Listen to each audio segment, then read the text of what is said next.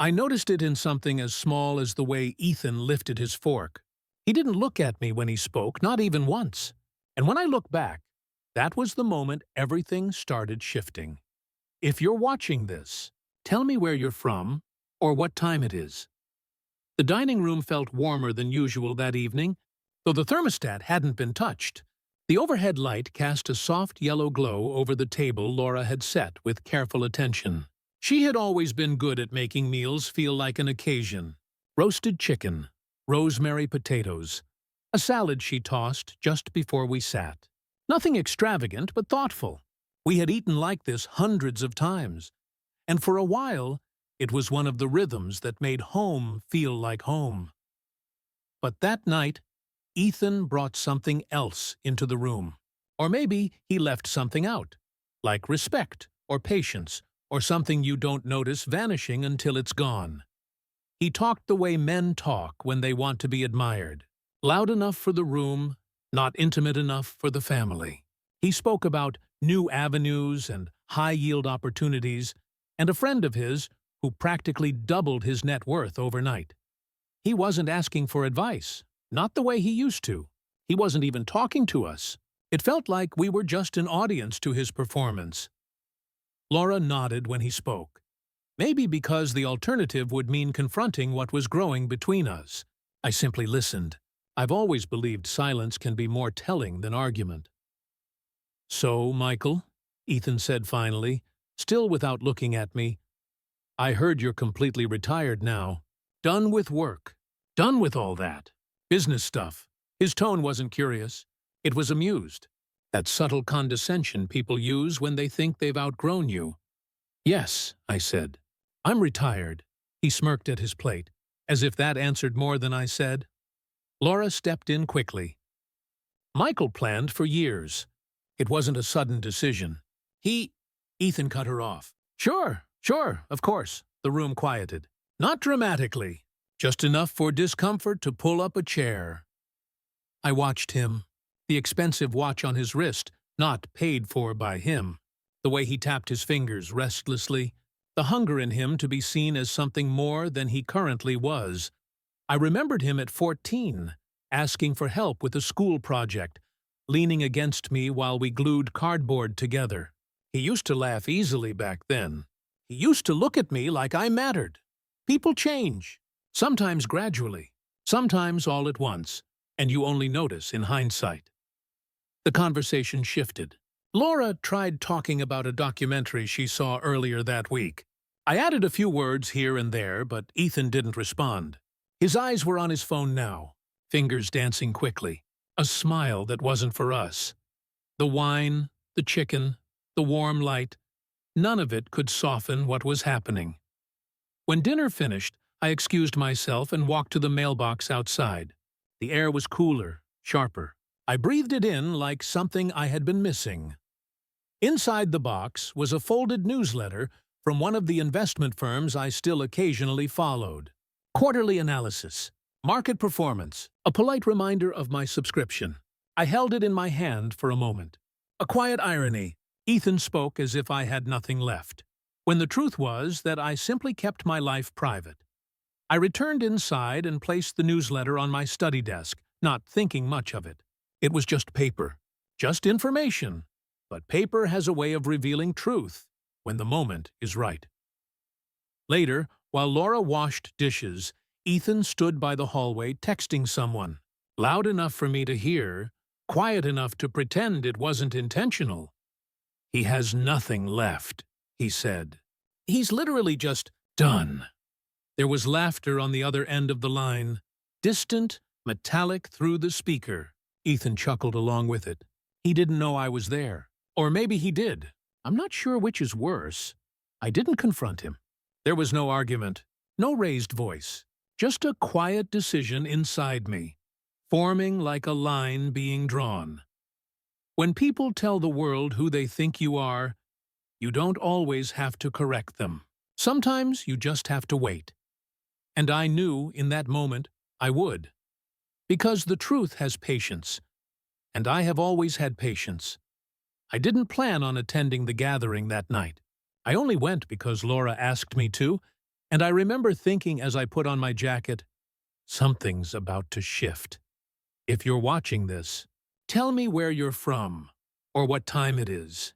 Ethan's apartment always smelled faintly of expensive cologne and new furniture, the kind of scent people spray to cover emptiness. The living room was filled with soft jazz, dim lighting, and too many people wearing clothes that suggested they cared more about appearance than comfort. Ethan moved through the room like a host who believed the night belonged to him. He shook hands, clapped shoulders, and laughed just a little too loudly. Laura watched him with quiet pride, or maybe habit. I stood beside her, a visitor in a space I once helped him move into. He used to ask me about work back then, architecture plans, site challenges, how blueprints become buildings. He used to listen, but tonight, he didn't even acknowledge I was in the room. The conversations around me were light and shallow. Someone was talking about rooftop bars, someone else about buying crypto. People spoke like they were auditioning to be seen. And then Ethan clinked his glass. The room settled, that slow hush that feels like stage lights warming up. "Thank you all for being here," he said, with a smile that never touched his eyes. "Life's been an interesting journey lately." Laura's shoulders lifted slightly, hopeful. I felt something in my chest tighten. "Instinct, maybe," he continued, pacing a slow arc around the coffee table, like someone delivering a speech he practiced in the mirror. "You all know my stepfather, Michael." Still, he didn't look at me. "He's here tonight, actually. Right over there." Dozens of eyes turned toward me. I nodded politely. Ethan's voice changed, just one shade darker. He's retired now, fully. And unfortunately, he let the silence stretch, like elastic ready to snap. He has nothing left. Some laughter, not cruel, not loud. Just the kind that comes from people who want to be on the right side of the joke.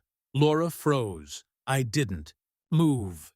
Ethan lifted a folded document from the table with a theatrical flick. A recent statement from his primary account. Primary. He emphasized it like a punchline. He passed it around the room. People leaned in, glanced, whispered. Balance. Modest. Ordinary. The kind of number that doesn't match the myth they assumed of me. The kind of number someone would think is everything. I watched Ethan. He waited for the moment when I would break, when I would defend myself, when I would declare what he didn't know. But I didn't speak. Laura stepped toward him, voice thin. "Ethan, what are you doing?" "I'm telling the truth, Mom." Finally, he looked at me. Not with anger, with triumph, like he had won something. I realized then that this wasn't about money. It was about narrative. He wanted to control the story of who I was, not the real story, the version that made him feel taller. I walked to the kitchen counter and picked up a small stack of napkins. My hands were steady. I folded them slowly, one by one, the sound of the paper a soft, rhythmic whisper beneath the weight of silence. Paper has always been my language. Contracts, plans, letters, even bank accounts. But the most important papers are the ones people don't know exist. I placed the final napkin down. Then I looked up, not at Ethan, at Laura. Her eyes asked a question. "Are you hurt?" I gave her a small, calm nod. "No." The room exhaled as if a scene had ended. But something had only just begun. Later, when we got home, I placed the bank newsletter from earlier on my desk again. The quarterly analysis, market trends, notes on yield projections. Nothing emotional, nothing dramatic, but on the last page, printed in fine type, was a reminder. Secondary trust and asset accounts renew January 14th. Accounts no one else had access to. Accounts Ethan didn't know existed. Accounts I built quietly, stone by stone, year after year. That night, while Laura cried softly in the next room, I sat with the newsletter under the small desk lamplight. The pages felt heavier than paper, and my silence felt heavier than words. Some truths don't need to be defended, only revealed at the right time. And time was beginning to turn. I didn't sleep much that night. Not because of anger. Anger has heat, and heat passes. What I felt was colder, like something settling. If you're watching this, tell me where you're from, or what time it is. The morning light came in pale, washed out, the way winter sunlight sometimes does. The house was quiet. Laura had left early for a volunteer shift. I made coffee, the old kind I used to grind by hand because the sound was steadying. Slow, mechanical, predictable. There's comfort in small rituals when life becomes complicated. By late morning, I was walking toward the glass building where Grace worked. I hadn't called ahead. I didn't need to. We had always understood each other without many words. Grace Miller had been my attorney for over 15 years, not because I expected conflict, but because I believed in preparation. She was sharp, yet measured. The kind of person who looks at a fire before deciding whether to put it out or let it burn itself down. She was reviewing documents when I entered her office. No greeting, just a glance, an exhale, and "It's begun." That was all she said, and all that was necessary. I sat in the chair opposite her desk. The room smelled faintly of printer ink and lemon polish. Sunlight through the high windows cut across the table in long, geometric shapes. The world was orderly in here. Rational. This is where emotional storms look small. "Tell me," I said. Grace slid a thin folder across the desk. "Ethan has been asking questions. About your accounts." "Tell me," I said. Grace slid a thin folder across the desk. "Ethan has been asking questions. About your accounts. About inheritance timelines. About whether assets transfer automatically to spouses or children upon retirement." I didn't react. I simply listened. She continued, "He contacted one of my colleagues pretending to be reviewing estate options. It didn't take long to connect the dots. People show who they are not when they fail, but when they think they're close to winning. He believes I'm finished financially." I said quietly. Grace gave a neutral nod. "Yes, and he believes your retirement means vulnerability." A window. A moment. A moment to take. A moment to seize. A moment to make himself bigger by making me smaller. She opened the folder. Legal forms. Preventative protections. Language written in precise, emotionless sentences that exist for the sole purpose of shielding quiet people from loud ones. I recommend we formalize asset separation.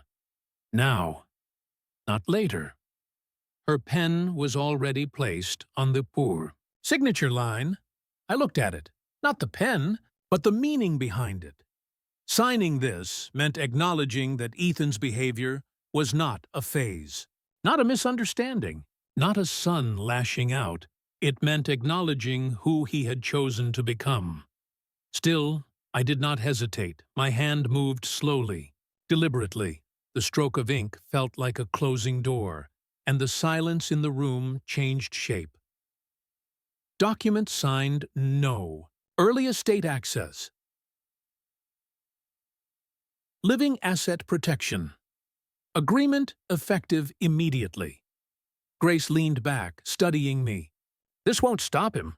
It will frustrate him, which means he will escalate. I know, I said. He will try to make Laura choose, she added. There it was. The real battlefield. Not money, not accounts, not legal forms. Family. I won't force her into anything. I said. You won't need to, Grace replied. Truth does that on its own. Eventually. I stood to leave. Grace paused me at the door. Michael, she said softly, when someone tries to take something from you, You learn what it is they truly value. And what you do next determines what you value, I nodded. Her meaning was clear. This wasn't a fight. It was a reveal. Who he is, who I am, who Laura will choose to be in the space between. When I returned home, Laura was in the kitchen, chopping vegetables with more force than necessary. She didn't look up. The silence between us was not angry. It was something heavier. She finally said, "Ethan called me." I waited. He said, "You embarrassed him. That you're punishing him." There were 1,000 things I could have said, 1,000 ways to explain, to defend, to prove. But explanations speak to logic. And this moment lived in emotion. "I didn't embarrass him," I said. "I simply didn't participate." She closed her eyes. A tension passed through her shoulders. A quiet, exhausted sadness. She wasn't asking for the truth.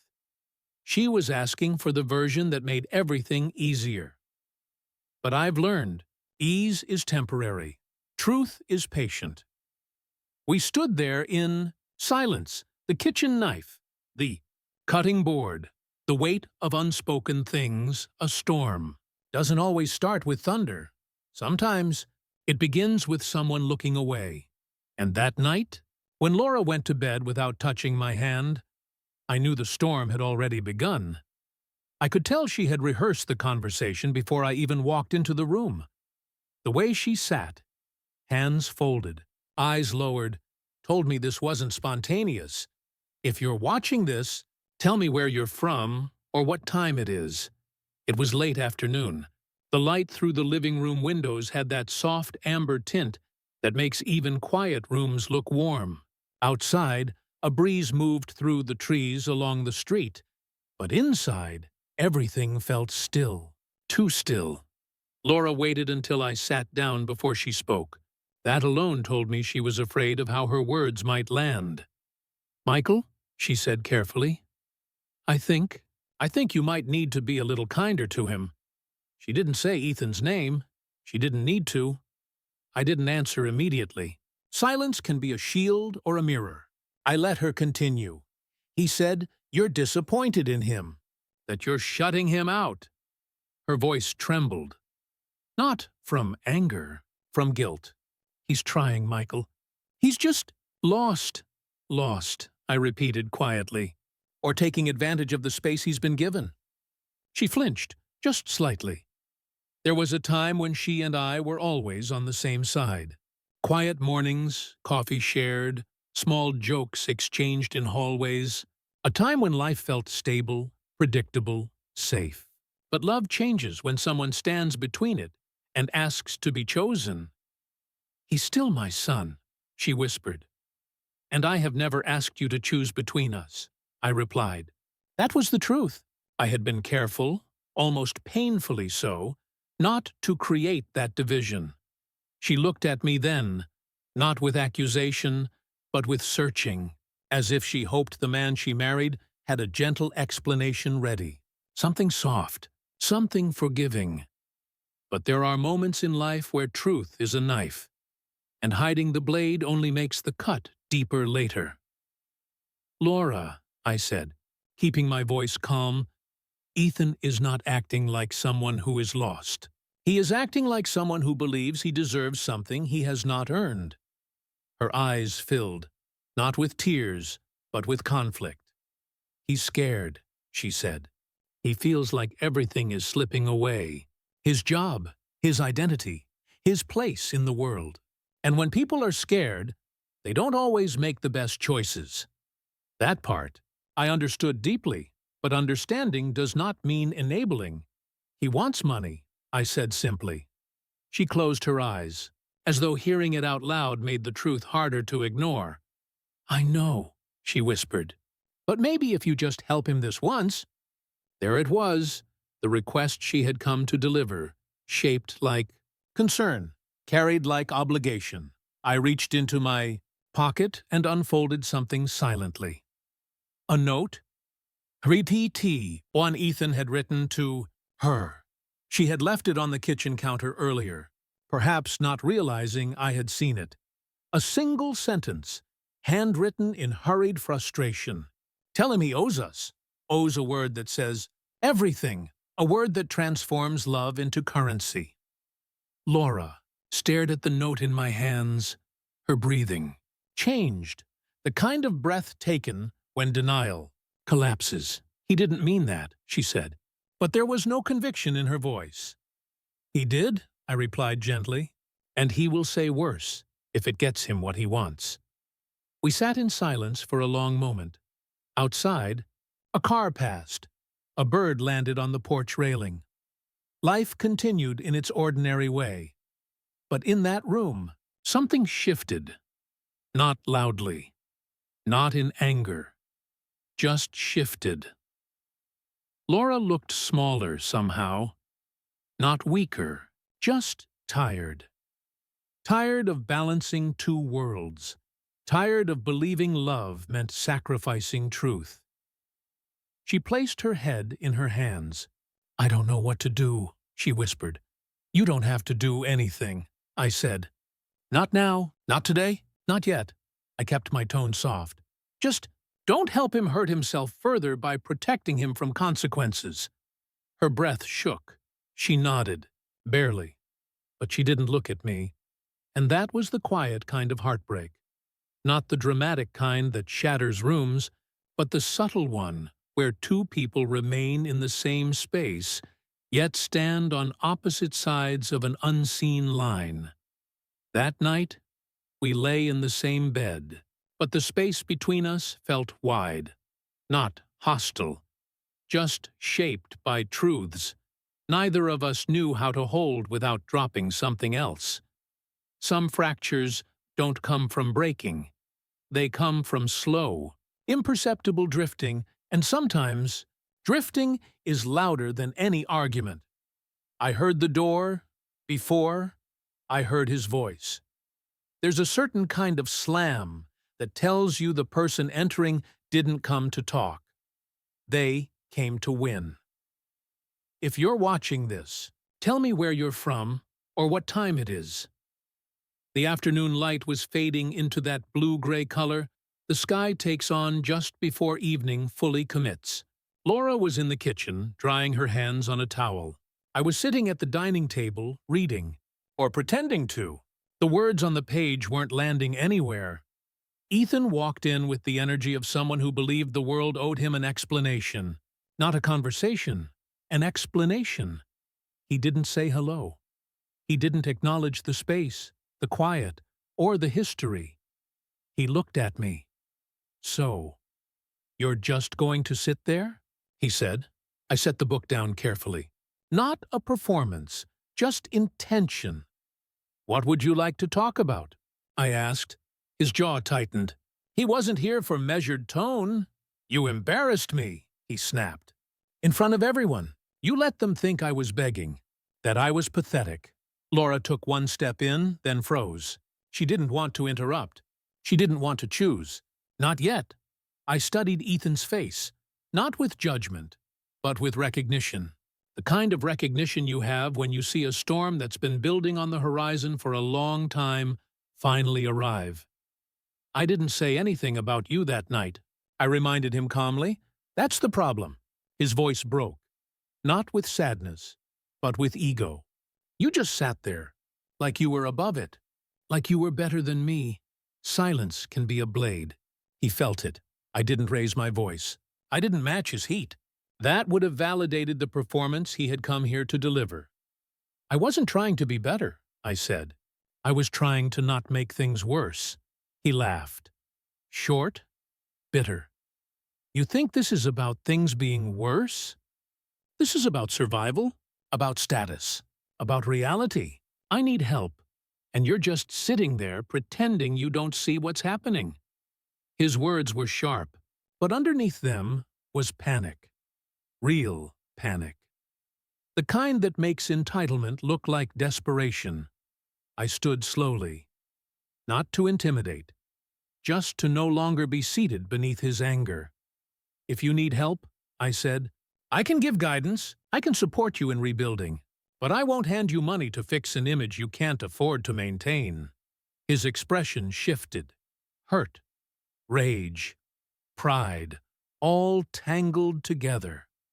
"You owe me," he shouted. The room went still. Laura covered her mouth, not to silence herself, but because hearing it said out loud made it real. I looked at him, really looked. "No," I said quietly. "I don't." He stepped forward, too close. "You came into this family with nothing. You got Mom because Dad died. You took his place. The least you can do is give something back." There it was, the truth inside him, the rot that had been growing quietly. Not about money, not about accounts, identity, inheritance, ownership of pain. I didn't flinch. His words weren't new, just finally spoken. "I never tried to replace him," I said. "I only tried to care for you in the ways I knew how." He scoffed. "Care? You think care matters? Money matters. Power matters. Respect matters. And you're just sitting here acting like you're some wise old monk." My voice stayed level. "I'm asking you to take responsibility for your life. That starts with honesty."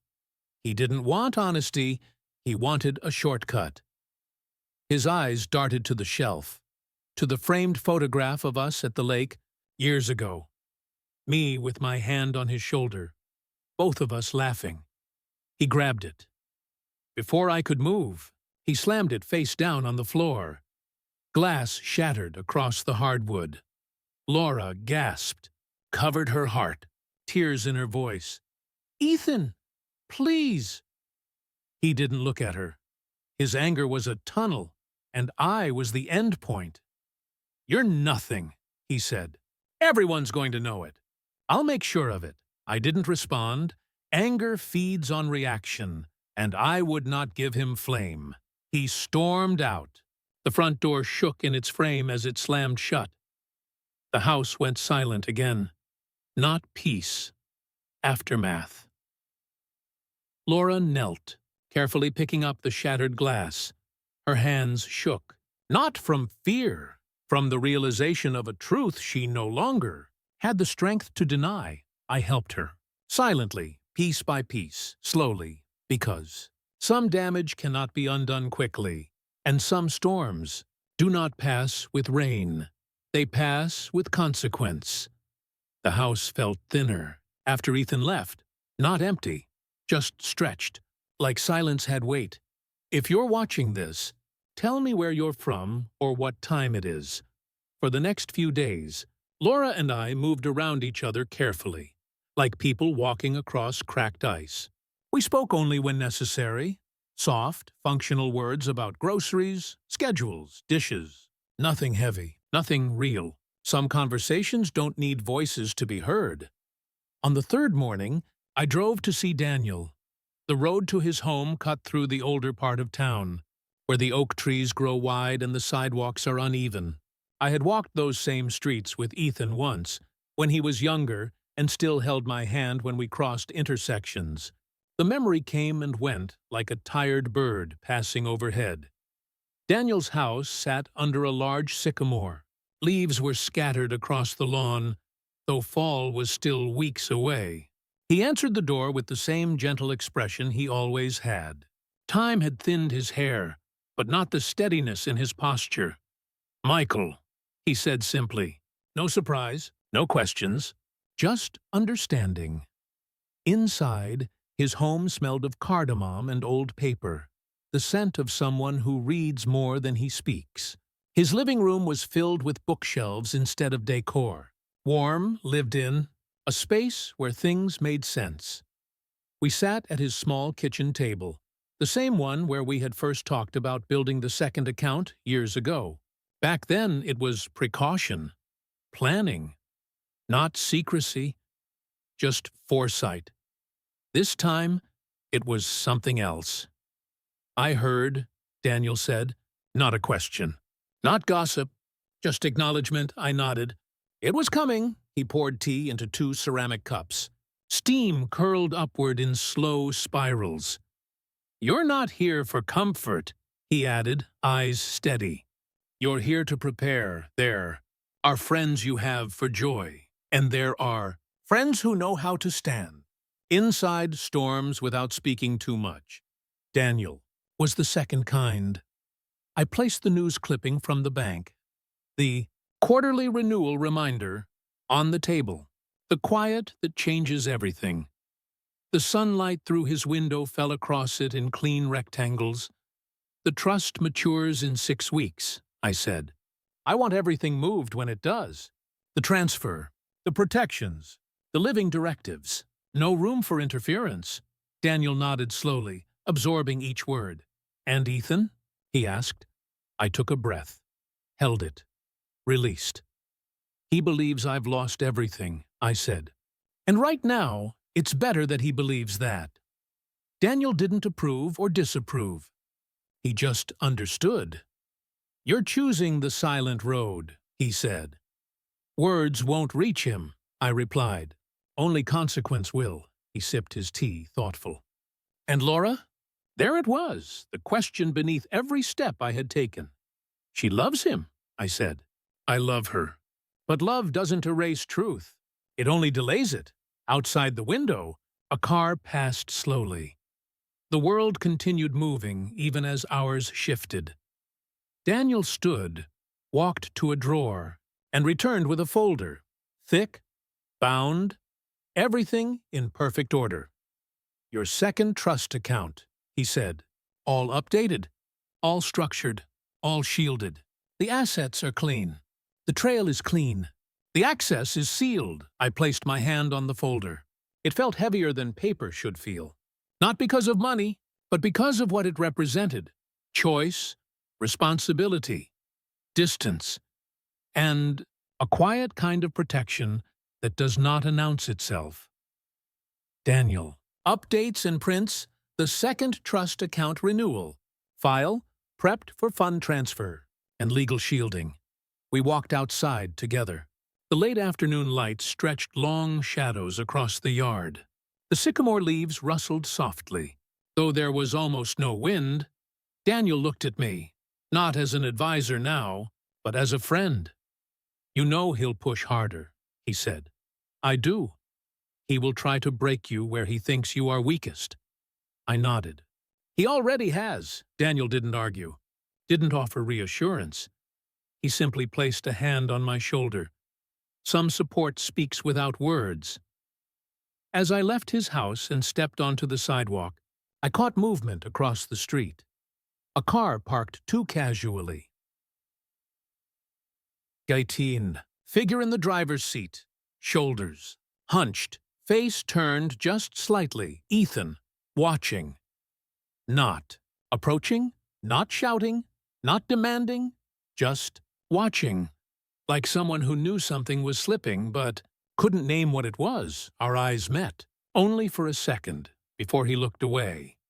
It wasn't anger in his expression this time. It was something much sharper, suspicion. And that was when I knew. The next part wouldn't be loud. It would be strategic. The kind of conflict you don't hear approaching until it's already at your door. I knew something was wrong the moment I stepped through the door. Not because of noise, but because of the absence of it. If you're watching this, tell me where you're from or what time it is. The house felt still, not peaceful, not calm, just suspended, like everything inside was holding its breath. Laura was sitting at the kitchen table, not moving, not looking at anything in particular. Her hands were folded in her lap, fingers clasped too tightly, knuckles pale. She wasn't crying, not yet, but something in her posture was already broken. I hung my coat on the chair and sat across from her without speaking. There are moments when words are disruptive. There are moments when silence is the only respectful language. She looked up slowly. Ethan came by, she said. Her voice was quiet, but not fragile. More like someone reciting something they had practiced, rehearsed, braced themselves for. I didn't react. I just waited. He told me you met with Daniel, that you went behind my back, that you're hiding money. The word money didn't come out angry. It came out hurt, like the meaning behind it was heavier than the term itself. I nodded once. Not an admission, not an apology, just acknowledgement. There are things, I said softly, that I set aside a long time ago, for the future, for stability, for what life brings. Her eyes lowered. Why didn't you tell me? I took a breath. Not defensive, just deliberate. Because I know how love works, I said. And sometimes love wants to fix things that aren't meant to be fixed. Or shared. Not yet. She closed her eyes. And that was when the tears finally came. But they were quiet tears, not dramatic ones. You think I would have given it to him, she whispered. It wasn't a question. It was understanding. Painful, unavoidably honest understanding. I didn't answer. Silence spoke for me. She exhaled hard, as if the truth had knocked the air out of her lungs. She wiped her face with the sleeve of her sweater. A gesture I had seen her do only once before, years ago, when her first husband died, and she didn't want Ethan to see her cry. Michael. She said my name like it physically hurt her. He's my son. I can't just watch him struggle. I can't. I'm not asking you to stop loving him, I said. I'm asking you to stop saving him from himself. A tear fell onto the table between us. One small sound, a soft tapping drop, like something breaking where no one could see. She shook her head. He wasn't always this way. I know. I don't know when it changed. I do, I said quietly.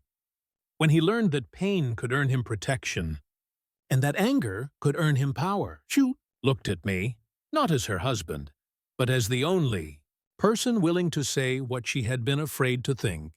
And she hated me for it, not because I was wrong, but because I wasn't. She stood up abruptly, a movement made not from anger, but from exhaustion. She walked toward the hallway, then stopped, gripping the doorway as though she needed it to hold her up. I need time, she whispered. Time. The one currency no one learns how to spend wisely until it's already gone. I nodded. Take it. She walked away, not slamming doors, not shouting, just disappearing into another room, closing herself away, not from me, but from the truth of what loving him had cost her. I sat there alone. The house made small, settling sounds. Refrigerator hum, distant clock tick, a branch tapping lightly against the window. Mundane noises, made enormous by the silence surrounding them. I went to my study, the room where I kept things that mattered. Papers, letters, a few photographs, and the wooden box I never opened unless I needed to feel grounded. Inside was the letter I had written weeks ago, before the dinner, before the party, before the public announcement. A letter for the future, a letter for truth. I didn't open it. I didn't read it. I just held it. Because sometimes a letter is not meant to be a message. Sometimes it is a decision. I placed it back in the box, locked it, and set the key on the desk. Not hidden, not dramatic, just visible. In case the day ever came when someone needed to read what silence had been carrying. That night, Laura slept in the same bed, but her back was turned to me, and she cried very quietly. Not for me, not for herself, but for the boy she once knew, and the man he had become. The phone rang at 2:14 a.m.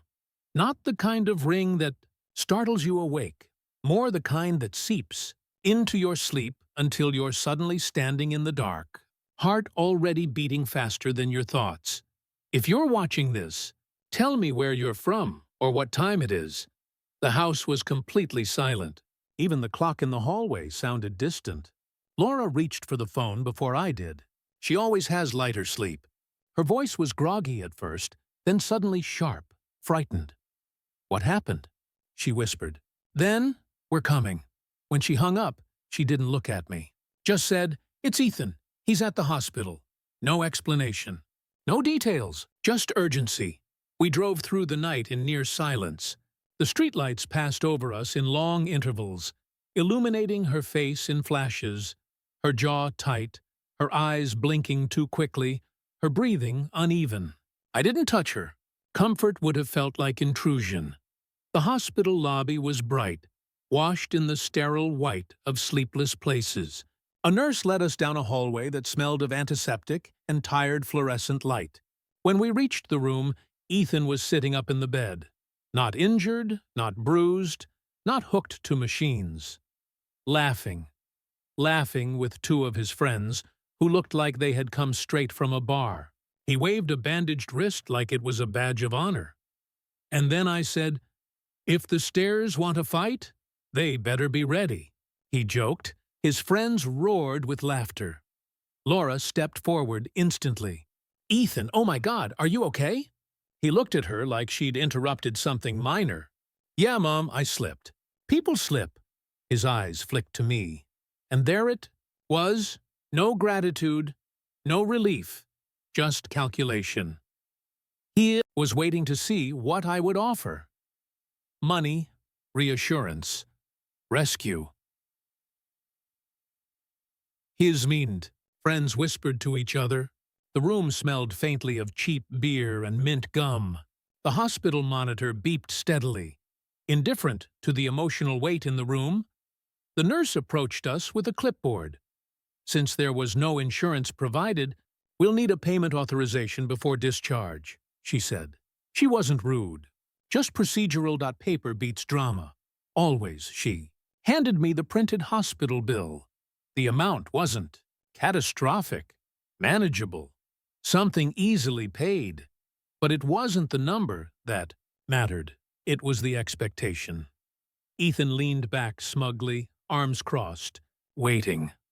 Laura turned to me, eyes pleading, not demanding. "Can we?" she murmured. I looked at the bill again, then folded it carefully, crease by crease, placing it into my jacket pocket. "No," I said. Soft, even, certain. The room stopped. Ethan blinked once, slowly, then scoffed.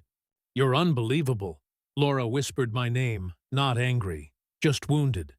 The kind of wound caused by reality unraveling. "It wasn't an accident," I said quietly, still looking at him. "You were drunk. You fell because you don't know how to carry the life you're trying to perform." His smile vanished, not because of the accusation, but because of the accuracy. "These bills are not lessons, Ethan," I added. "They are consequences, and consequences are the only teachers you've ever listened to." His friends suddenly found reasons to look anywhere but at him. Laura stepped back from the bed slowly, as though she could feel something inside her shifting, something she had held up for years beginning to collapse under its own weight. Ethan's voice came low. "You're doing this to hurt me." "No," I replied. "I'm doing this because saving you has already hurt you enough." The nurse cleared her throat gently, reminding us that hospitals run on schedules, not emotional time. "We can arrange a payment plan," she said to Ethan. He didn't answer her. He just stared at me, not with anger now, but with something far heavier. Recognition. He knew the ground beneath him was changing, and he didn't know how to stop it. Unpaid hospital bill, folded, unshredded, unignored, the beginning of accountability. We left the hospital in silence. In the parking lot, Laura finally spoke. "You could have helped," she whispered. "I did," I said, "just not in the way he wanted." She didn't reply. We drove home without touching the radio. The road seemed darker than on the way there, not because of the night, because now we both knew. The storm was no longer approaching. It was here. Laura didn't ask me if we could have the meeting. She told me. Her voice was calm when she said it, but calm in the way glass is calm, clear, reflective, and one touch away from breaking. If you're watching this, tell me where you're from or what time it is. The meeting was set for Sunday afternoon, the kind of day when families are supposed to rest, not unravel. Her sister, her brother-in-law, and two of Ethan's cousins came. People who had known us for years. People who had once sat at Thanksgiving tables, exchanged gifts, shared warm laughter. I noticed the way they arrived. Quiet, polite, offering soft smiles that didn't reach their eyes. They already had a story in their heads. And it wasn't mine. Ethan was already seated in the living room, one ankle crossed over the other, posture casual, like someone attending a performance he had written the script for. He had a bandage on his wrist. Not medically necessary, just visually useful. Laura stood near the window, arms hugged to herself. The light behind her made her look far away, almost transparent. I sat last. No one spoke for a moment. Silence settled thickly, like dust. Then Ethan began. Smooth, controlled, too rehearsed to be honest. I'm not here to fight. I just want clarity. He sighed. The kind of sigh people use when they want the room to see them as victim. I've been struggling, trying to get back on my feet, trying to rebuild. And I asked Michael for help, just temporary help. A small bridge. His voice softened, cracking just enough to sound human. And he refused. Repeatedly. Even when I was injured. Even when I needed support. His mother's sister inhaled sharply. Sympathetic. His cousin shook their head in quiet disappointment. The narrative was working. He let the silence breathe before finishing. I don't know what I've done to deserve that. This is the moment where people expect the accused to defend themselves, to justify, to explain, to plead. I didn't. Simply looked around the room. These were people who had seen Ethan grow up. They had seen his charm, his brightness, his potential. But they had not seen the patterns that followed, because people do not see truth in its early stages. They see it only when it has grown teeth. I placed my hand on the table, steady and open. I didn't refuse him, I said softly. I refuse to continue participating in a life that is built on denial. The room shifted slightly, not convinced, just unsettled. Ethan leaned forward. See? He thinks he's above everyone. He thinks he's wise. He talks like everything he does is some moral lesson. I didn't look at him. I spoke to the room. When Ethan wants something, he doesn't ask. He demands. And when the demand is questioned, he becomes wounded, offended, confused, because he believes needing something entitles him to have it. That's enough, Ethan snapped, voice sharp now. The mask slipping? No, I said quietly. It isn't enough. Not yet. I reached into my jacket pocket and placed the hospital bill on the coffee table. Folded. Neat, unpaid, no speech. No accusation, just paper. Paper is neutral. Paper does not dramatize. Paper simply says what is. Ethan's cousin reached for it. Eyes moved. Expressions changed slowly, like dusk becoming night. Not anger. Not outrage. Understanding.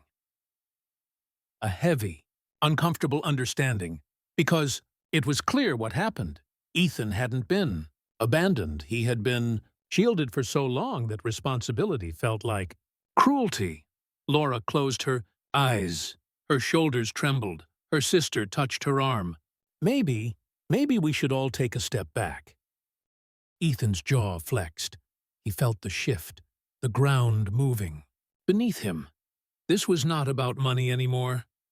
This was about narrative, and, for the first time, his story wasn't the one the room believed. He pushed his chair back abruptly. The legs scraped, loud across the hardwood. "You're all blind," he said, voice cracking. "He's manipulating you. He's been manipulating all of us for years." No one answered, not because they disagreed, but because the accusation had no weight left to stand. He looked at me then, not angry, desperate. That account, he said under his breath. I know you have more. I know it. I didn't flinch. I didn't speak. His eyes filled, not with tears, but with fear. Because suspicion is a mirror. You see what you fear losing. He walked out. The front door closed softly this time. No slam. Softness can break harder than force. The room stayed silent long after he was gone. Laura sat slowly, her hands shaking in her lap. She wasn't choosing a side. She was realizing the choice had already been made years ago. There is a particular kind of quiet that doesn't soothe. It exposes, the kind that follows you into town, into stores, into the places where people used to smile without thinking. If you're watching this, tell me where you're from or what time it is. In the weeks after the family meeting, something shifted beyond the walls of our home. It was small at first, barely noticeable. A pause here, a glance there. But whispers travel faster than truth, especially when they come wrapped in emotion. And Ethan was emotional. He told his version of the story softly, carefully, like someone placing deliberate seeds in a field that he expected to bloom for him later. Michael turned his back on me. He abandoned me when I needed him most. He's punishing me for not being who he wants. None of the statements were loud. None were shouted. They didn't need to be. Whispers are more powerful when spoken in lowered voices. The first sign came at the bakery. The same one I had gone to every Wednesday for nearly 12 years. The bell above the door chimed the same way it always had. The smell of bread and warm sugar was the same. The staff were the same. But they didn't greet me, not out of cruelty, out of discomfort. The woman at the counter smiled politely, too politely, as if politeness were now a boundary instead of familiarity. She rang up my order without making eye contact. When she handed me the bag, her fingers trembled just slightly, as though accidentally touching me would force her to choose a side. I walked out without saying anything. The bread felt heavier in my hands than it should have.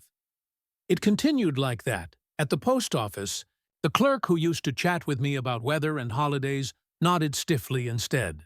At the pharmacy, the cashier didn't ask how my day was. Neighbors who once waved from across the street now waved too late, after we had already passed each other. No one confronted me. No one accused me. No one had to. The absence of warmth was enough. People don't need facts to choose distance. They only need a story that makes their sympathy feel righteous. Meanwhile, inside the house, Laura moved like a ghost.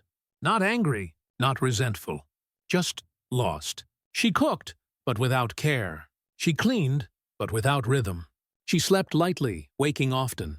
And when she looked at me, her eyes held two truths.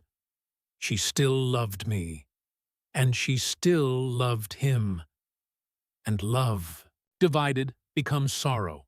One night, I found her sitting on the edge of the bathtub, holding her phone.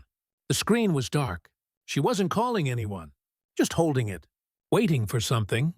A message, an apology, a reason, a release. When she noticed me in the doorway, she didn't explain. She didn't need to. Some grief doesn't have language.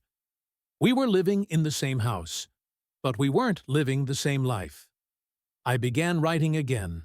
Not letters, not explanations, just reflections. Thoughts on choices, patterns, silence, storms. A journal. Not for defense, but for clarity. Some nights I sat in my study with the lamp casting a small, warm circle on the desk. The house around me felt dark and hollow, like a ship passing through fog. I wrote slowly, letting each sentence find its shape. It was during one of those nights that it came. A small sound at the front door. A soft rustle. I opened the door, expecting the wind. Instead, on the porch, I found an envelope.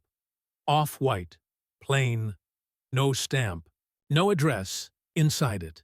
A single piece of paper, typed anonymous. Just one sentence.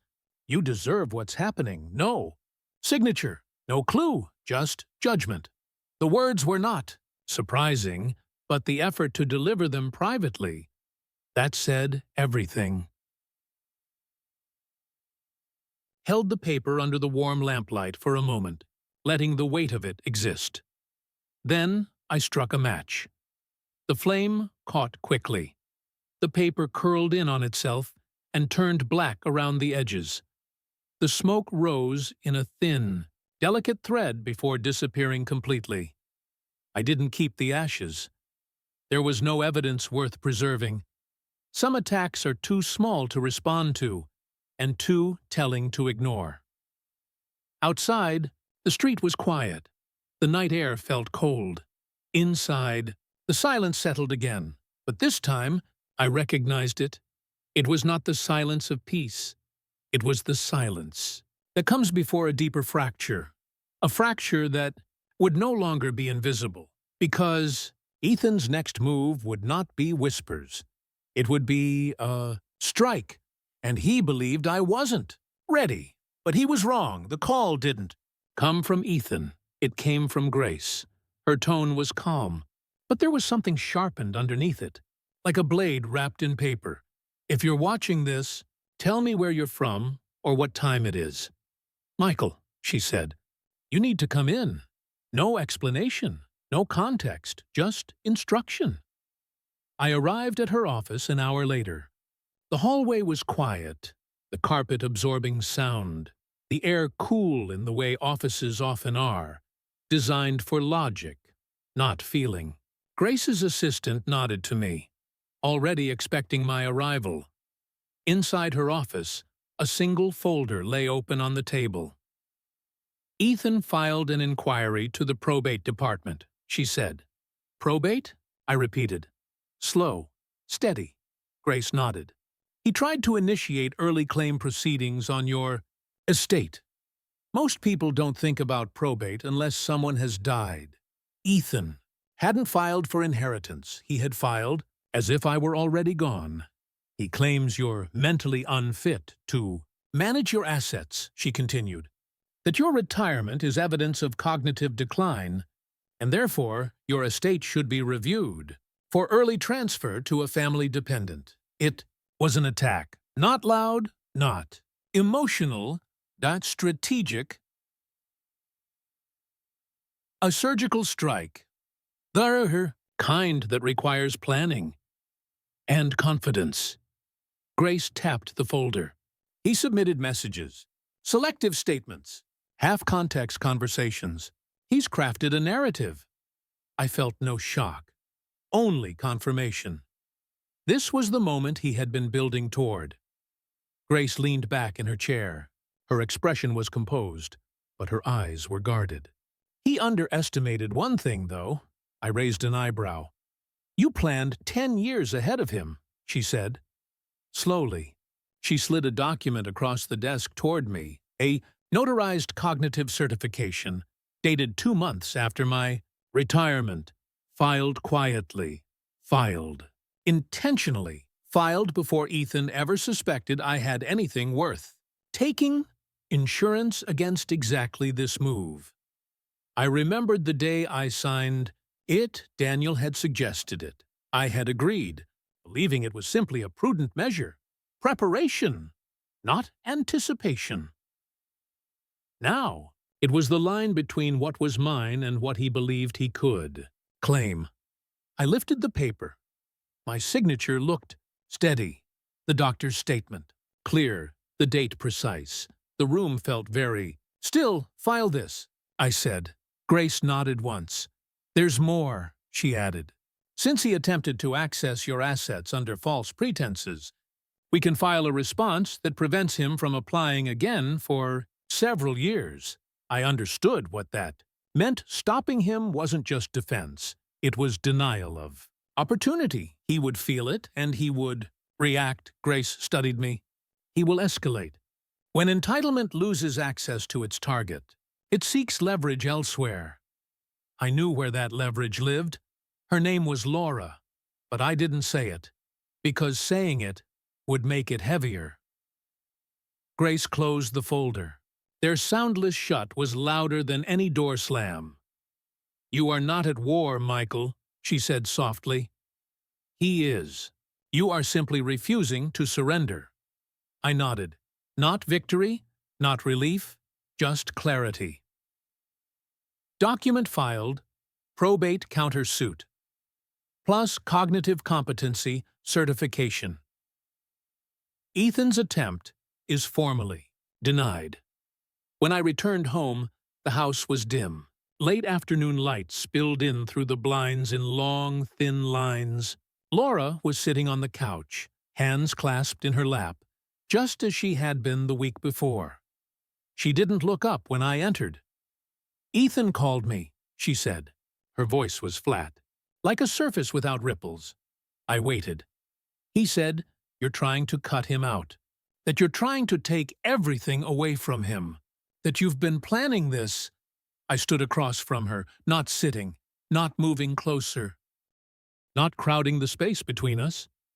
"I am not cutting him out," I said. "I am protecting what must be protected, including him from himself." Her eyes lifted, tired red, at the edges. I don't know what to believe anymore. That was the hardest sentence she had spoken. Yet, because it wasn't doubt in me, it was doubt in herself. And that is the deepest kind of fracture a person can experience. I sat then, slowly. "You don't have to choose," I said. "Not today, not even soon. The truth isn't asking you to make a decision. It's asking you to stay still long enough for it to reveal itself." A tear slipped down her cheek, and for the first time, she didn't wipe it away. We sat like that. Two people living the same moment differently. Outside, a car door closed. Voices murmured. Night approached. The storm was not loud anymore. It was tightening, closing in, learning where to strike. Next, there are objects that don't look like they matter. They don't sparkle, they don't impress, they don't have market value, but they carry history, and history can be heavier than gold. If you're watching this, tell me where you're from or what time it is. The wooden watch sat on the bookshelf in my study. Not displayed, just placed, as CY if meant to be found only by those who knew what to look for. It wasn't expensive. The wood was scratched in places, and the metal clasp had dulled. But it had belonged to Laura's first husband. It was one of the few things Ethan had kept of his father's, without anger attached to it. When Laura and I married, the watch had been boxed away, too painful to look at, too meaningful to throw out. Eventually, she asked if I could repair it. A screw was loose. The face was cracked. I spent 3 evenings fixing it at the kitchen table, under the soft light of the stove lamp. She watched quietly each night, not for the watch, but for the care. And when I finished, I placed it in her hands gently. She cried, but not from grief, from memory, from love that had changed shape, but hadn't disappeared. I never wore the watch, but I kept it, safe, because some promises are silent. Only Laura and I understood that, which is why I noticed immediately when it disappeared. It was a Thursday. The house was quiet. Laura was out. I went to my study like I always did, and there, on the shelf, in the small space where wood had left a faint outline in the dust, nothing. At first, I simply stared, not in shock, in recognition. Because when people believe they are losing control, they reach for symbols, not objects, not symbols. That watch was not a watch, too. Ethan, it was proof that his father was still in the room, proof that his mother had loved before me. Proof that I could never fully replace, erase, or surpass. Taking it meant something. Taking it was a message. I didn't tell Laura. Not yet. Not because I wanted to hide it, but because I knew how deeply this specific wound would cut. Instead, I waited.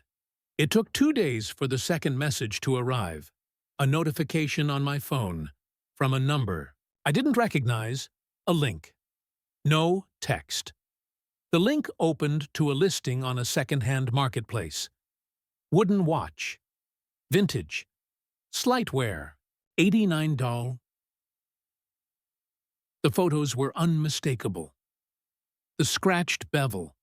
The repaired clasp, my hands in the background of one picture. I hadn't realized someone had taken it. He hadn't just sold it. He photographed it without my knowledge. I didn't feel anger, not even betrayal, just a quiet, final kind of knowing. People show you who they are in the small things, not the big ones. I closed the link, locked my phone, and sat in my study chair for a long time. The room felt colder than usual, the kind of cold that comes from the inside, not the weather. Laura came home that evening humming softly, unaware. She smiled when she saw me, the kind of smile made of old love, tired, but trying. I smiled back. I did not tell her. Not because I wanted to spare myself, not because I wanted to protect Ethan.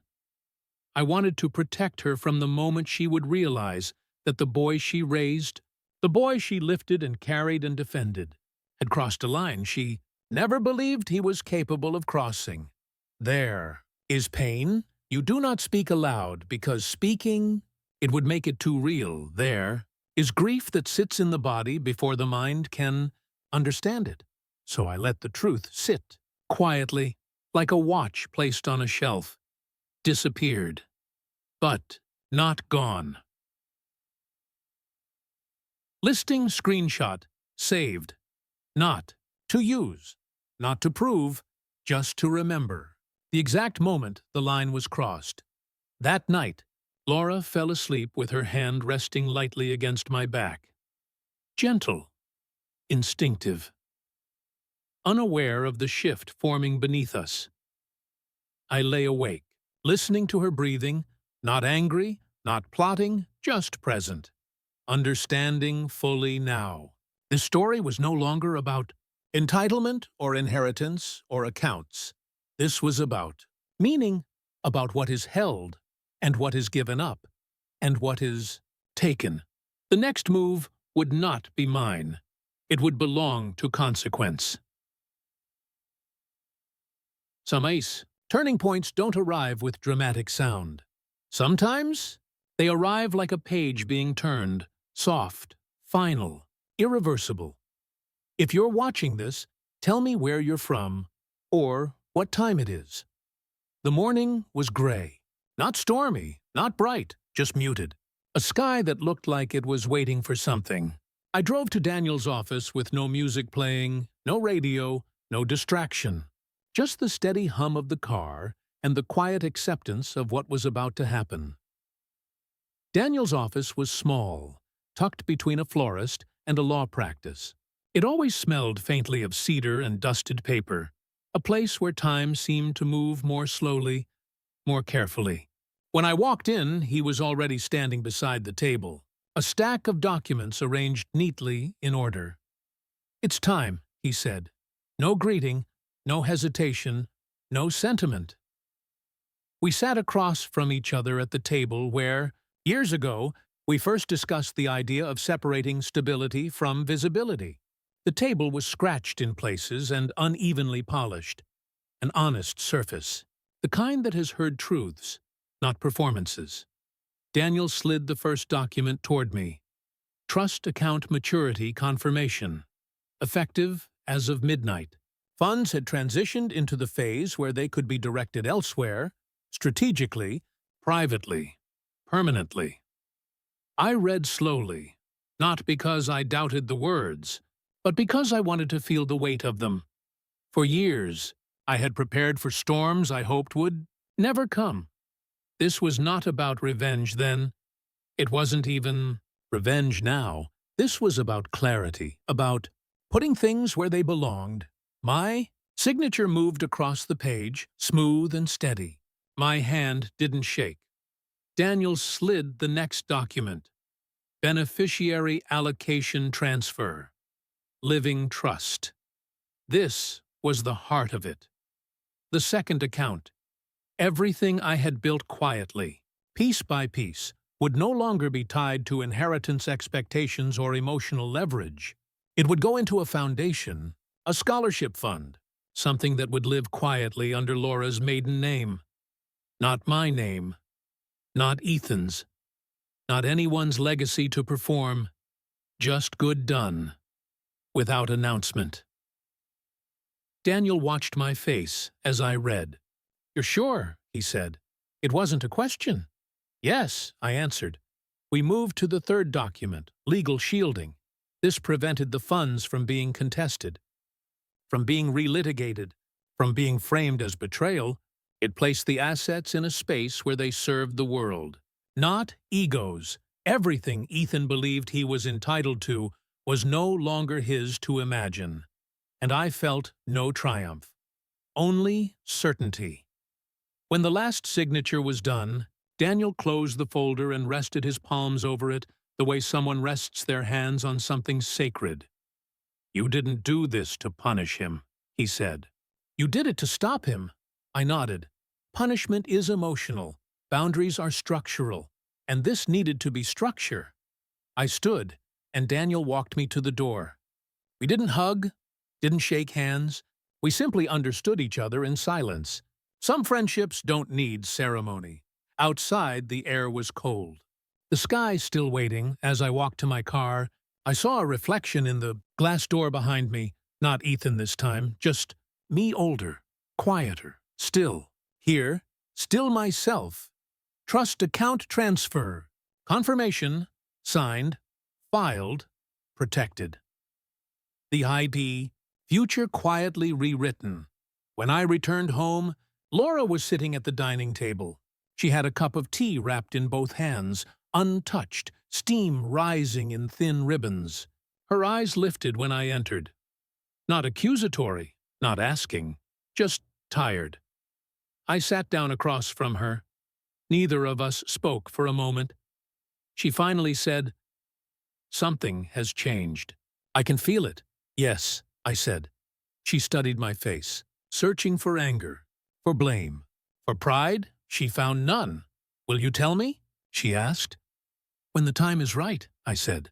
Not as defense, not as warning, just truth.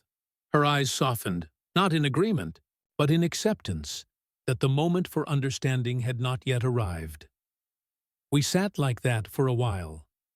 Two people living inside the same quiet storm, waiting for the next movement of wind. Then the front gate. Clicked, a car door shut, footsteps. Approached, slow, heavy, purposeful. The doorbell rang. Laura stiffened. I did not. I already knew who it was. Ethan had sensed the shift, and now he was. Here, not to talk, not to apologize, but because he felt something slipping beyond reach.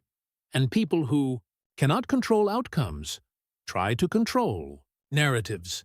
The story was about to sharpen. I didn't pack much, just a few shirts, 2 pairs of trousers, my shaving kit, and the journal I had been writing in. Leaving rarely requires belongings, only decisions. If you're watching this, tell me where you're from or what time it is. The suitcase lay open on the bed. The house was quiet, except for the faint hum of the refrigerator and a distant car passing now and then. It was early morning, the hour when the world feels softer, like everything is made of paper, and sound could tear it. Laura stood in the doorway, not blocking me, not approaching, just watching. Her eyes were red, not from crying recently, but from crying last night, alone. "You're leaving," she said. It wasn't a question. "Yes," I answered. She stepped into the room slowly, like someone approaching a memory. Her hands were clasped in front of her, twisting at the fingers. I recognized the gesture. It was the same one she did at her first husband's funeral when she didn't know how to stand in her grief. "I thought we were okay," she whispered. "We are not enemies," I said. "But we are not okay." Her breath caught. She looked away, at the dresser, at the wall, anywhere but at me. "This house is full of pain now," I continued. "Every room carries a version of a conversation we didn't finish." She closed her eyes. A tear slid down her cheek, slow and inevitable. "He's my son," she said again, almost pleading, though I had never denied it. "And I never tried to take him from you," I replied. She shook her head. But I didn't stop what he became. There it was, the truth she had been circling for weeks, but had never touched directly. I zipped the suitcase. The sound was final, like a curtain closing. "I don't blame you," I told her. She looked at me then. Really looked. Her face held love and grief and apology and fatigue, all tangled. "But I can't stay in a house where I am the villain in a story I did not write," I said. That was the line that landed, the line that finally made her shoulders drop in surrender. She sat on the edge of the bed, posture folding in on itself, not collapsing, releasing. "What happens to us?"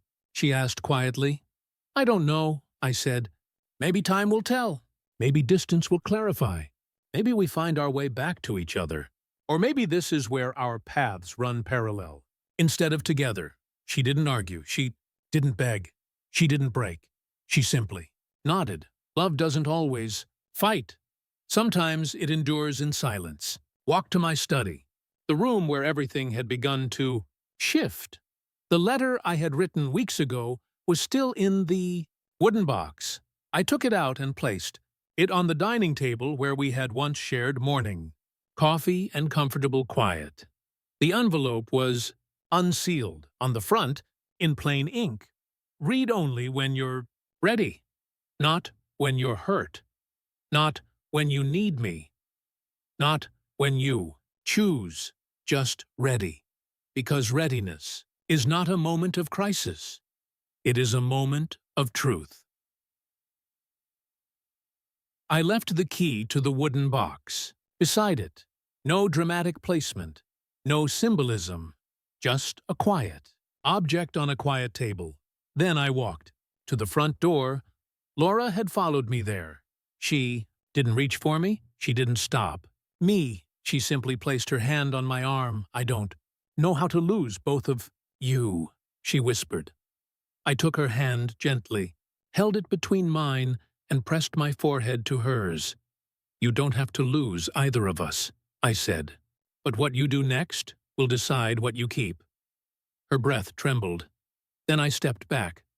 Not away from her, just toward myself. I opened the door. The morning air was cool, the sky still gray, the street quiet. I lifted my suitcase, walked down the front path, stopped at the gate, and for a moment, I looked back. She stood in the doorway, still small, holding the space where something had just changed shape. I didn't wave. She didn't call out. Some endings do not announce themselves. They simply begin. I didn't go far, just far enough that the world I had known softened behind me like something seen through fog. If you're watching this, tell me where you're from or what time it is. The town I moved to sat near the coast. Small, unhurried, the kind of place where the mornings tasted like salt and the evenings smelled of pine. The sea wasn't loud there. It breathed. A slow inhale, a slow exhale. Steady in a way life rarely is. I rented a modest room above an old bookstore. The owner, a quiet man named Harold, didn't ask questions. He simply handed me the key and said, "Bathroom's down the hall. Roof's open if you like thinking places." It was enough. I fell into a routine without intending to. I woke. Early, made coffee. Walked. to the shore before the day fully began. No phone calls, no emails, no explanations, just silence. Real silence. Not the heavy kind we had lived in at the end, but the restful kind. The kind that lets the mind stretch out and breathe. I began writing in my journal again. Not to remember, not to forget, just to untangle the threads inside me. Some mornings, I wrote only a sentence. Other mornings, pages. The sea listened, even when I spoke nothing. I didn't hear from Laura. Not directly. Once, in early spring, I received a photograph from her. No message attached, just the backyard, our old maple tree, the light falling across the grass in the late afternoon. The familiarity of it pressed into my chest. Not painful, but tender, like remembering a song you once knew by heart. I didn't respond, not because I didn't care, but because I didn't know what words could do. Yet, words heal slowly, and sometimes they only inflame. The days lengthened. Die, seasons changed. I learned the names of the birds that nested near the cliffs. I learned which hours the tide receded, far enough that you could walk along the rocks without slipping. Eltoy learned how to make soup from scratch again. Something I hadn't done in years. Life became small, not diminished, just distilled. One evening, while sitting on the rooftop, I watched the sky turn from gold to blue to the deep violet that invites the first stars. The bookstore below closed for the night. Harold locked the door, waved up at me, and disappeared into the darkness. And I realized, wasn't lonely, I was alone. Those are not the same. Loneliness is a hunger. Aloneness is a choice. And for the first time in a long time, I had chosen myself. But silence doesn't last forever. It simply prepares you for what comes next. It was early summer when the first letter arrived. No return address. No flourish. Just my name, written plainly on the envelope. I knew the handwriting before I opened it. Laura. I held the envelope for a long moment. The paper was soft, like it had been handled many times before being sent. I didn't open it right away. Instead, I placed it on the small table beside my window and went for a walk. The shoreline was warm, the waves low, a light breeze moving across the water, steadying. The world felt fragile and whole at the same time. When I returned, I sat by the window and opened the envelope carefully.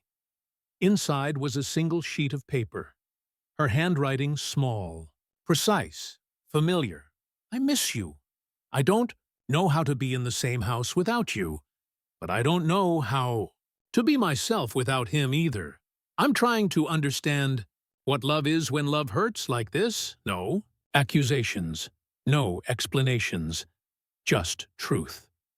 And below it, one line. I hope you're finding peace. I read it twice, then folded it, placed it gently into my journal.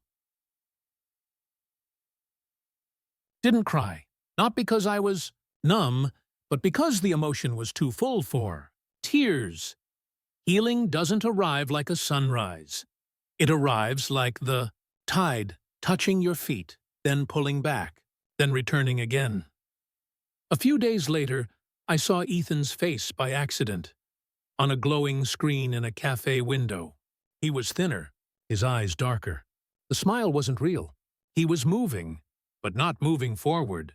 People don't break all at once. They erode. I closed the cafe door behind me, walked back toward the sea, and sat on a bench overlooking the horizon. The waves breathed. I breathed with them. The silence was no longer something I survived. It had become something I earned. Collapse is rarely sudden. From the outside, it looks like an event. From the inside, it feels like a slow unraveling that only becomes visible when it's already too late. If you're watching this, Tell me where you're from, or what time it is. I didn't hear about Ethan's job first. I heard about the apartment, a notice posted discreetly on the door. Not eviction, not yet. Just the beginning. The kind of document written in polite language that masks its meaning in courtesy.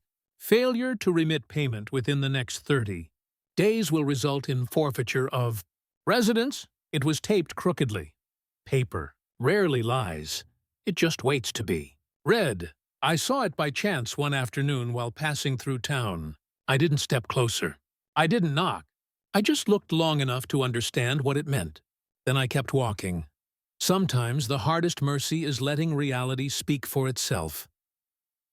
The job loss came next. Not loudly, quietly. A restructuring, downsizing, budget realignment. The corporate euphemisms that exist so no one has to say the word fired.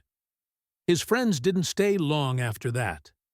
Wealth-adjacent friendships are built on proximity, not loyalty. They texted him at first, then less, then not at all.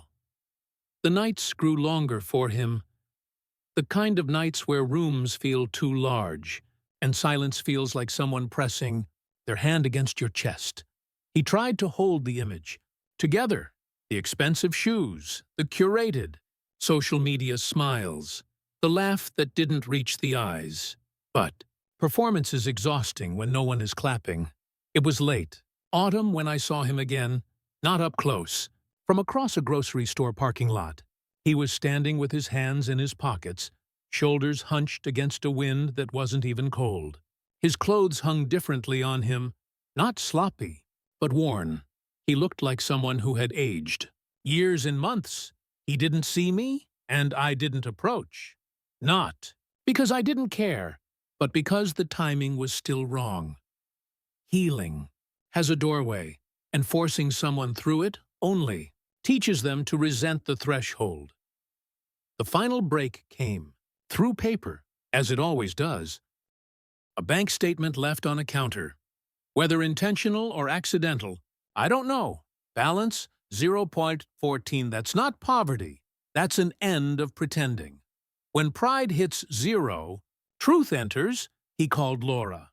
I know because she told me, in a voice that sounded smaller than I ever remembered it. He's falling apart, she said. He's angry and scared, and I don't know what to do. Her love for him had never changed. Dertru, love does not mean rescue. Rescue without accountability is just postponement. Didn't rush to him. I didn't offer advice. I didn't step into the flames. I did something harder. I stayed. Still, because stillness lets gravity do the work. People don't change because they're told to. They change when the cost of staying the same becomes unbearable. Bank statement with balance. 0.14 seen. Not intercepted. Not fixed. Winter arrived. Not a dramatic winter. Just cold enough to make the sea look steel-colored and the wind sharper.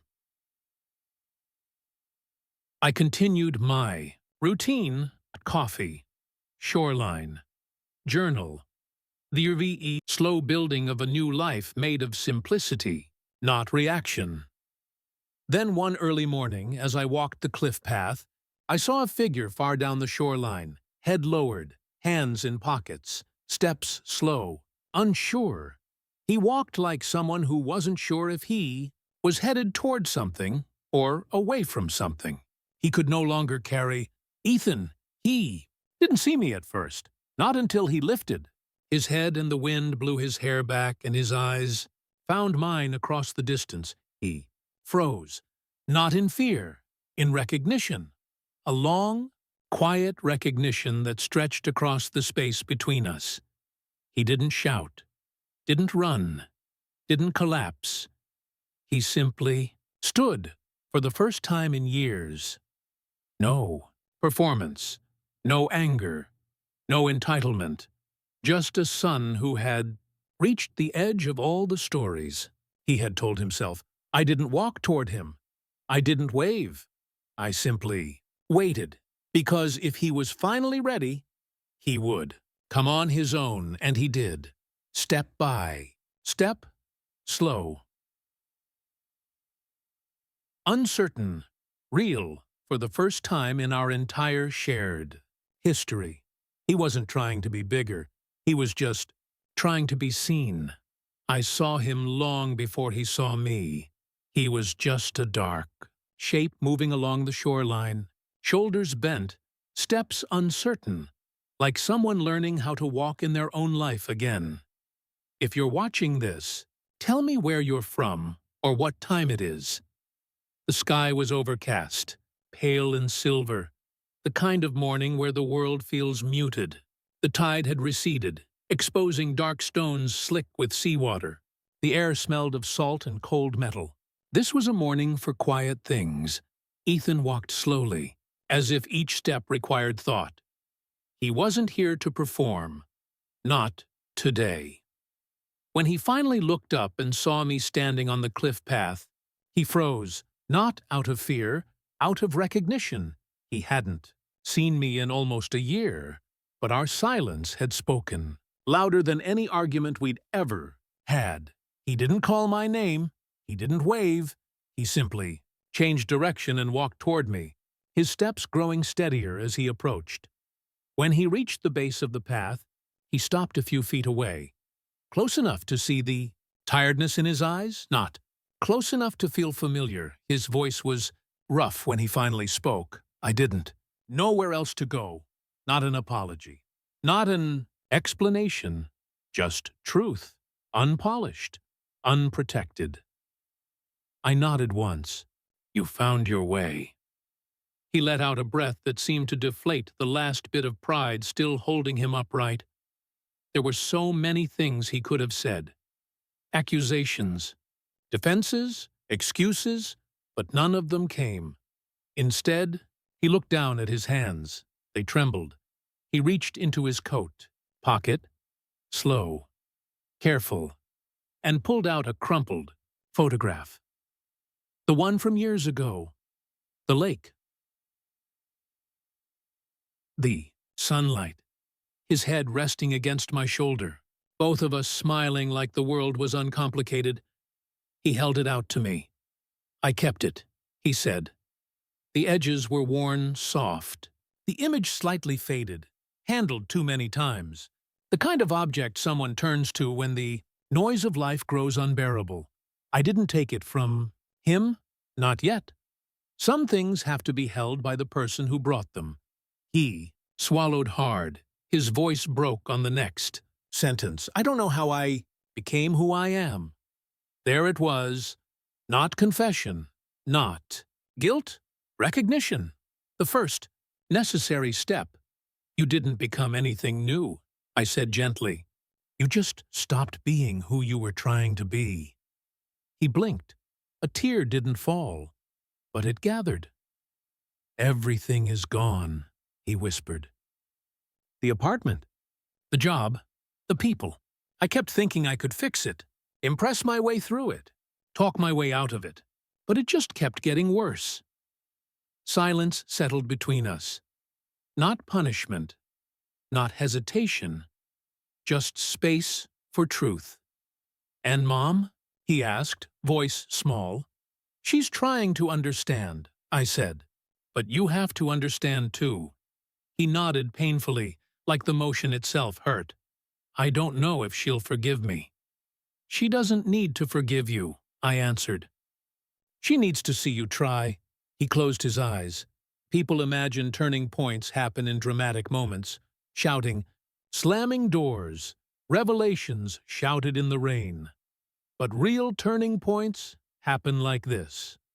A tired man standing on a cold shoreline, holding a memory that no longer matches the person he became.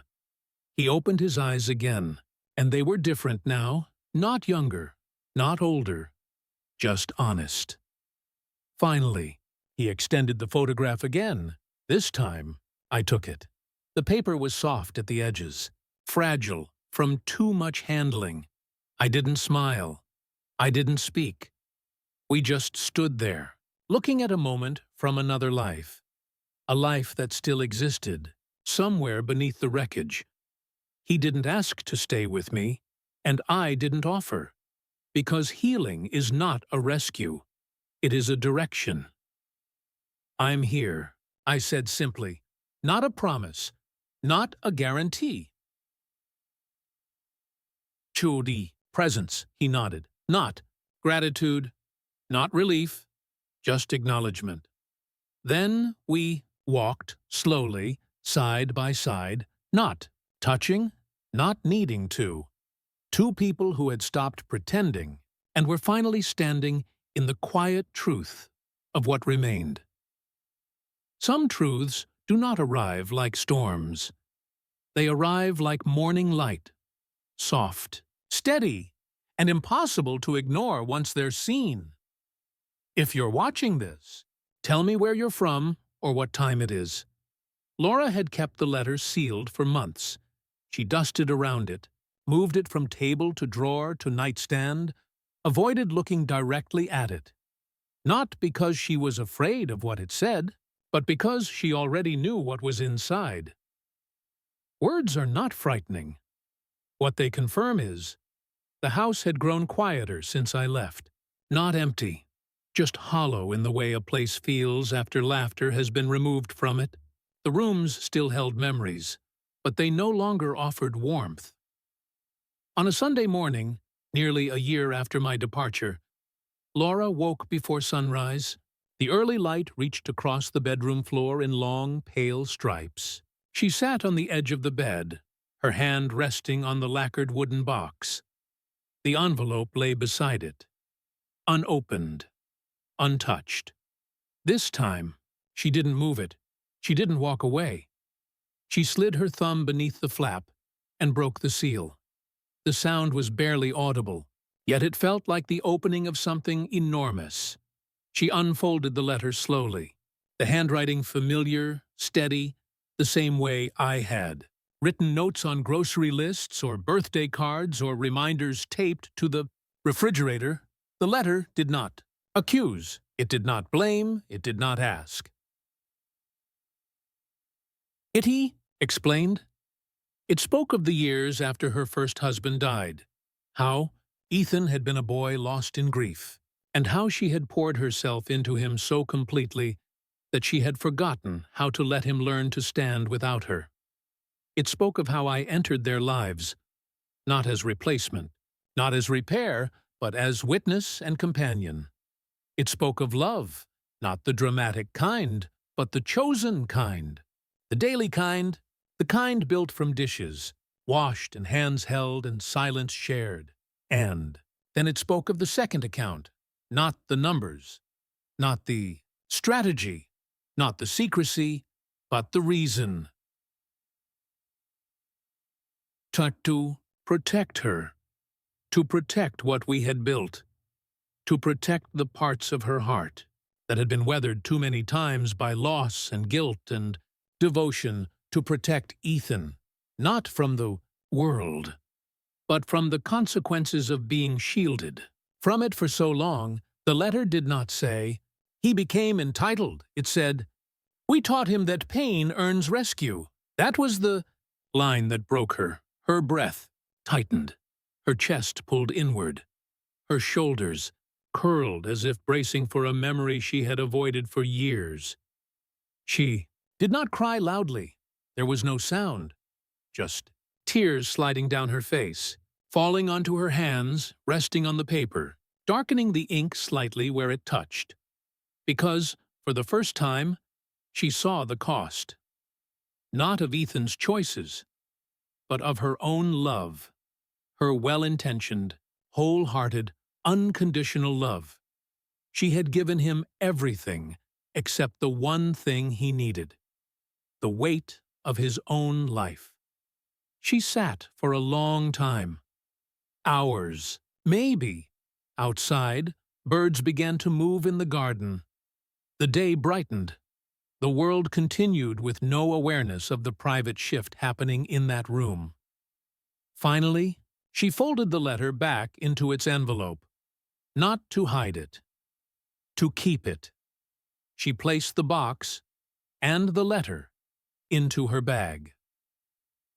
Later that morning, she packed a small suitcase. Not much, just enough. She didn't call Ethan. She didn't leave a note. Some departures do not require announcements. She locked the house behind her and paused at the door, not to look back, but to steady herself. Then she drove. Not to chase me, not to apologize, not to plead, to understand. There is a difference, and understanding is the doorway to truth. The letter, read, folded, kept, not as proof, as compass. She arrived in the coastal town just as the sun began to lower, the sky turning amber and rose. She walked along the shoreline, scanning the water, listening to the tide, letting the sound fill the spaces where certainty used to live. She didn't find me that day. She didn't need to. The finding had already begun inside her. She finally understood that love was not the question. The question was, what does love become when truth finally arrives? The ocean does not hurry.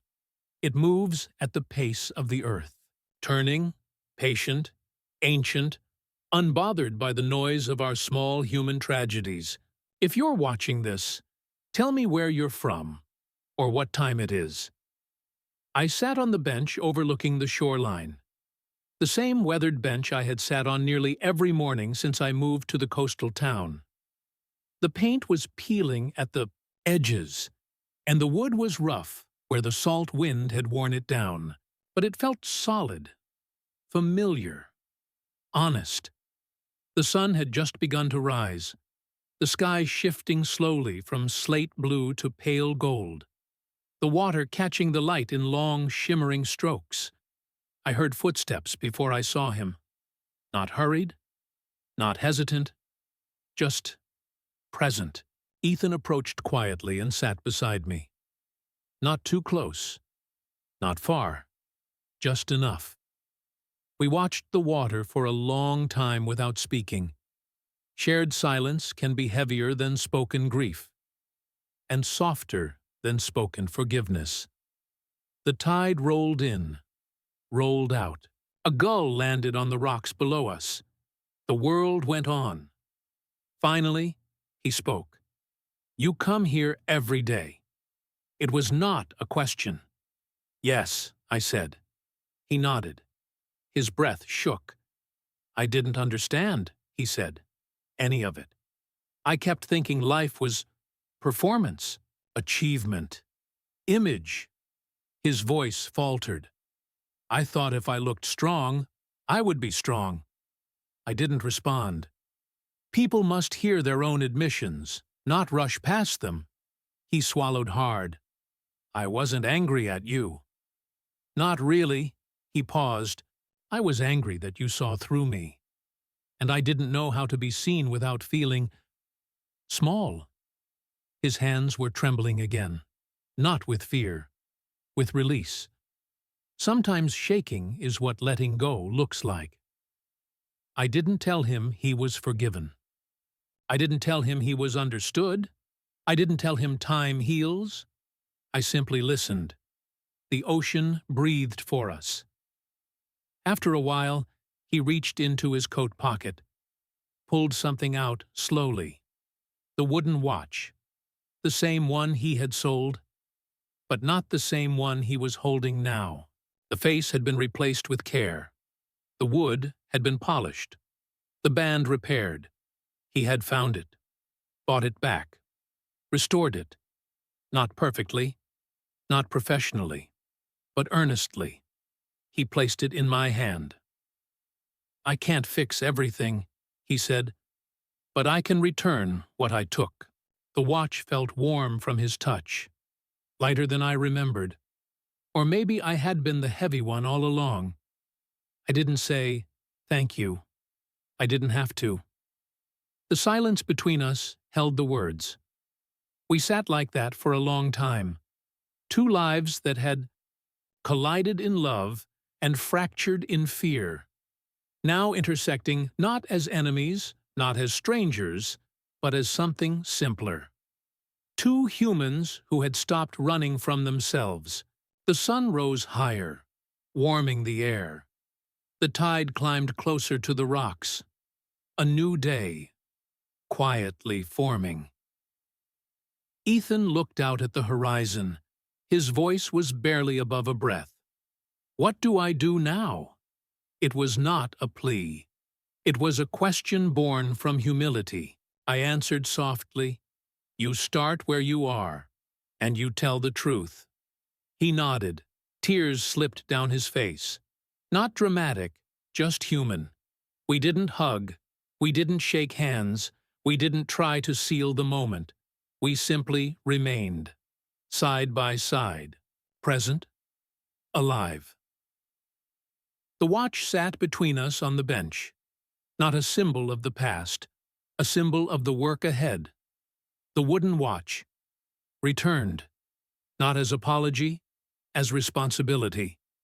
As the sun reached its full edge over the horizon, I stood, not leaving him, just rising. He stood too. He didn't ask to come with me. I didn't ask him to stay. Some steps must be taken alone.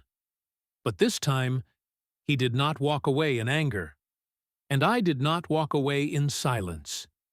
We simply walked in different directions, in the same world, finally facing forward.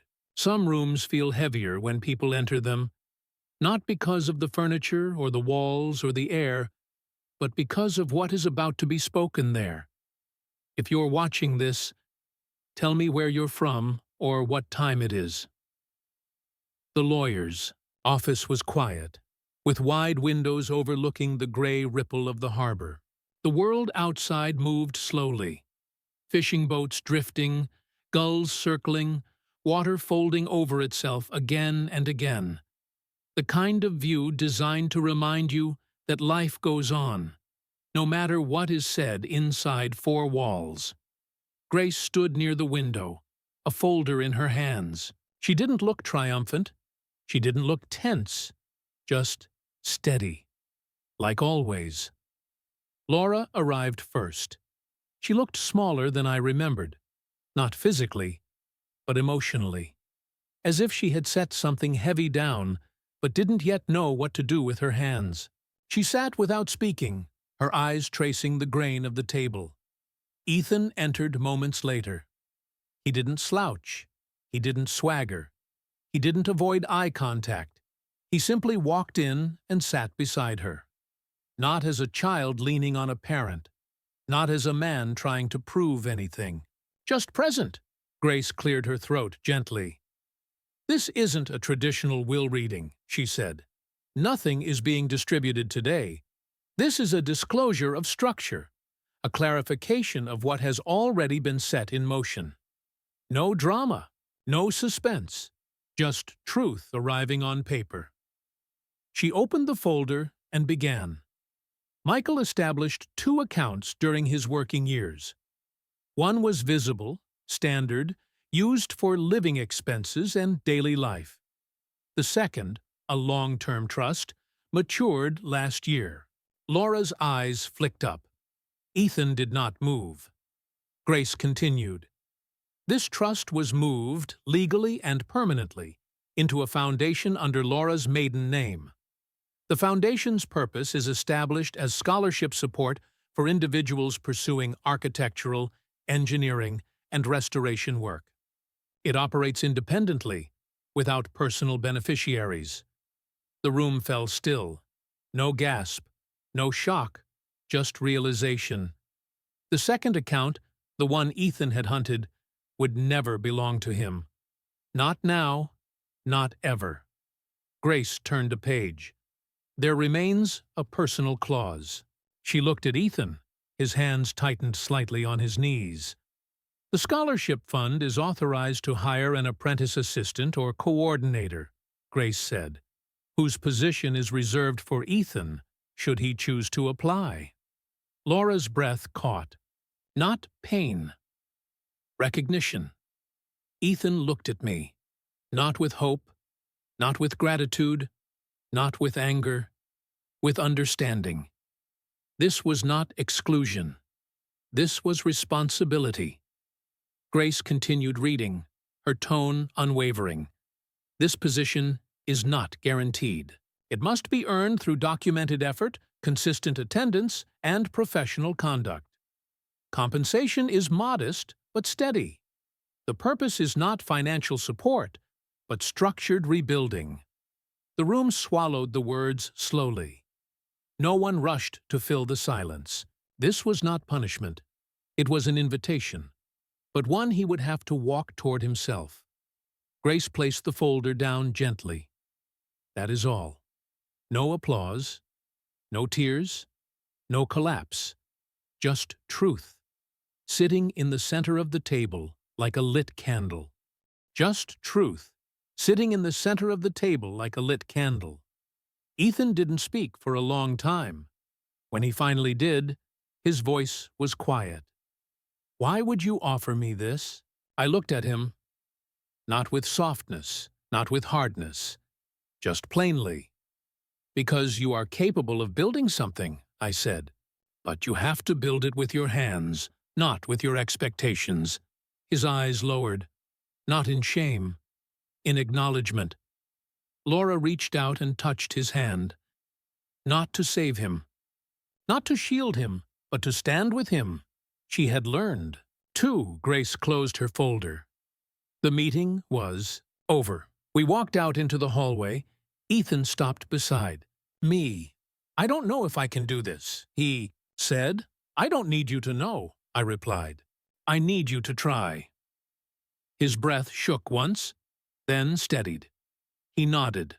Not a promise. A choice. Signed will and trust structure. Read, understood, accepted. No signatures required today. Only ownership of truth. Outside, the harbor wind was cool. The water moved in quiet rhythm. The world was, once again, simply itself. This was not the end of our story. But it was the moment the ground beneath it finally stopped breaking. Peace doesn't arrive all at once. It comes in small, quiet moments. A breath held longer than before. A morning without heaviness. A step that doesn't feel weighted. If you're watching this, tell me where you're from, or what time it is. The ocean was calm that morning, not glassy smooth, but steady. A soft breeze moved across the surface, and the horizon stretched unbroken, wide enough to hold a life's worth of memory. I sat on the same bench as always, journal resting on my knee. The pages were filled now, reflections, questions, observations, not about how to fix anyone, but about how to understand myself. Healing is not correction. Healing is recognition. The wooden watch sat beside me on the bench, not as an artifact of pain, not as nostalgia, but as something returned, and therefore changed. Someone approached slowly from behind. Footsteps, soft, measured. Laura, she didn't speak right away. She didn't have to. She sat next to me, hands folded in her lap, eyes on the ocean. Her hair was pulled back loosely, strands lifting with the wind. She didn't look older. She looked unguarded. We watched the waves come in and go out. "It's quiet here," she said. "Yes," I replied. "It's allowed to be." She exhaled. Not heavy, just real. "I read the letter," she said softly. I nodded. There was no need to ask what she thought. The act of reading was the answer. "I spent a long time trying to protect everyone," she said. "And somewhere along the way, I forgot to let people carry themselves." The tide shifted, foam curling around the rocks.